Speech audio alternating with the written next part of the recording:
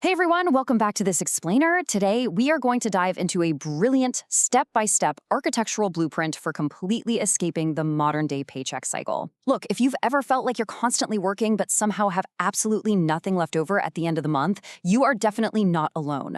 We're dissecting a really fascinating source today that breaks down exactly how the top 1% manage their money, and more importantly, how you can replicate their exact systems to finally start owning your future. We'll be breaking down a mathematical framework called the 25-15-50-10 rule. These are basically the four foundational pillars of a wealthy mindset. 25% for growth, 15% for stability, 50% for true essentials, and 10% for guilt-free rewards. Let's get right into it. Now, to really understand why this rule is an absolute game changer, we first have to look at who actually holds the wealth. And the data reveals a pretty stark truth. 0% of the world's richest people get there just by earning a salary. That's right, zero. 75% are entrepreneurs, 15% are investors, 7% inherit it, and 3% are athletes or entertainers. Notice what they all have in common here? They own things, businesses, assets, trusts, rare skills. Literally none of them are strictly salary-only employees. And that brings us to a really powerful realization. As the quote goes, if you don't own something, you are what's owned. The secret to wealth is a fundamental shift from consumption over to ownership. The modern system kind of wants you rich on payday and then slowly drained by the end of the month, spending your entire paycheck on food, shelter, and water. Historically, working every single day just to get food, shelter, and water was effectively slavery. Today, getting paid just to immediately hand it all back for basic survival, well, that's really just the illusion of freedom. Okay, let's dive into the first pillar of our blueprint, 25% for growth investments. This right here is the engine of your wealth. We aren't talking about buying self-help books. This is about buying hard assets that do the heavy lifting for you in the background while you sleep. To show you the sheer mind-bending power of this engine, we have to look at compound interest. Let's take Billy. He starts investing $200 a month at age 20. Then there's Phil, who waits until he's 30 and tries to play catch-up by investing $300 a month. Now, by age 60, Phil actually put in $12,000 more of his own hard-earned cash than Billy did. But look at the final value. Because Billy gave his money an extra 10 years to compound at an average 10% return, his portfolio is worth over $1.2 million. Even though Billy invested less overall, just by starting 10 years earlier, he earned nearly $600,000 more than Phil. So the biggest question is always, what do I actually buy with that 25%? To get started, you really have to select your growth assets from a risk and reward hierarchy. You absolutely want to build an unshakable foundation at the bottom with index funds, basically buying a safe slice of the entire market, like the S&P 500. Then as you move up, you have real estate, investing in high-income skills, and building online businesses. Right at the very top are individual stocks and alternative investments like crypto, art, or sneakers. Those are high-risk moonshots. Do not build your financial house on moonshots, guys. Build it on those steady, boring index funds first. Which brings us to the actual execution, building your automated systems. You've picked your assets, but now you need to protect them from unnecessary taxes. Set up a tax-advantaged account, like a Roth IRA or 401k if you're in the US, or a stocks and shares ISA in the UK. Once that's open, step 3 is absolutely crucial. Automate your monthly transfers on payday. By routing your money into tax-free growth accounts before you even see it hit your checking account, you completely eliminate the temptation to spend it. All right, moving right along to the second pillar, 15% for financial stability. This is your safety net, and it builds a fortress around all that amazing progress you've just made in your growth portfolio. Because, let's be real, life is going to throw a wrench in your plans.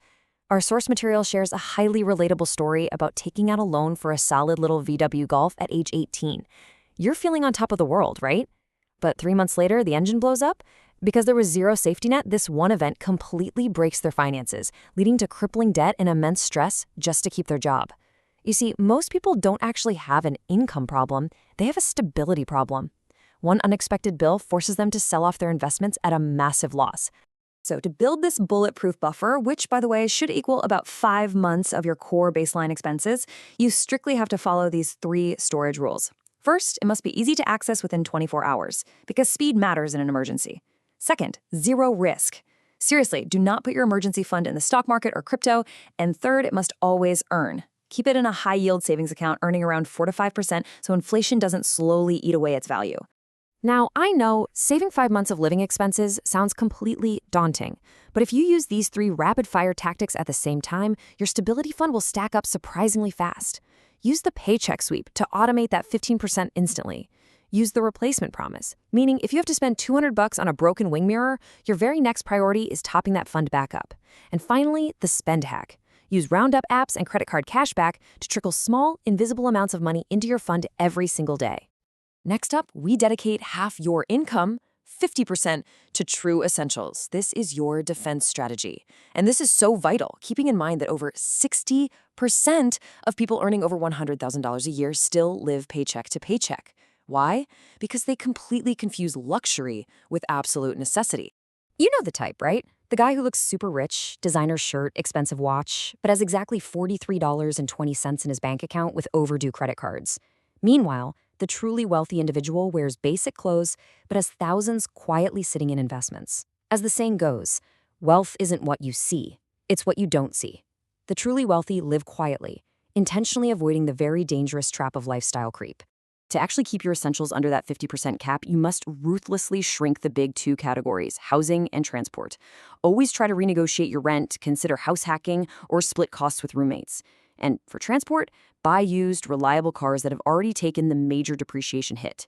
Leasing a brand new car just to look cool is literally one of the biggest wealth killers out there.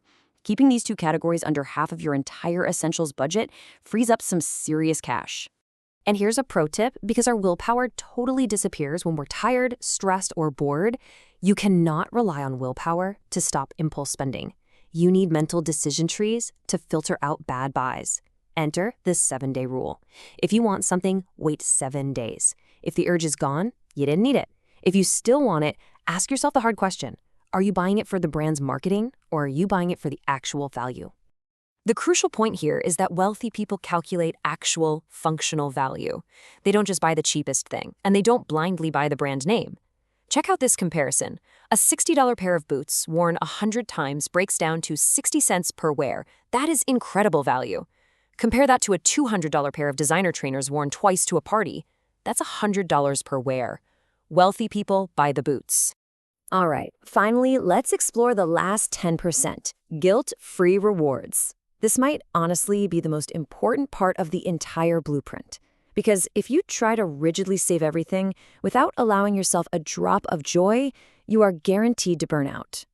It's exactly like a strict diet. 92% of people massively overspend after an intense savings sprint. To combat this, you need a joy jar. This 10% is your financial cheat meal.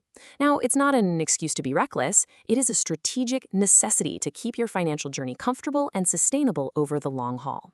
The creator of our source material actually shared a pretty vulnerable story about giving himself stress-induced shingles from overworking in his early years, completely ignoring vacations and social events. That proves exactly why prioritizing guilt-free experiences like taking vacations, funding hobbies, enjoying nights out, and buying thoughtful gifts is a very real investment in your physical and mental health. It is not a waste of money. It's the fuel that allows you to keep executing the rest of the plan. So the 25-15-50-10 rule proves once and for all that building wealth is almost never about how much you make. It is entirely about how you manage it. It's about taking your money and buying your freedom back from a system designed to keep you on a treadmill. So the question I'll leave you with today is this. Will you continue renting your lifestyle, or what automated system will you set up today to escape the illusion of freedom and finally start owning your future?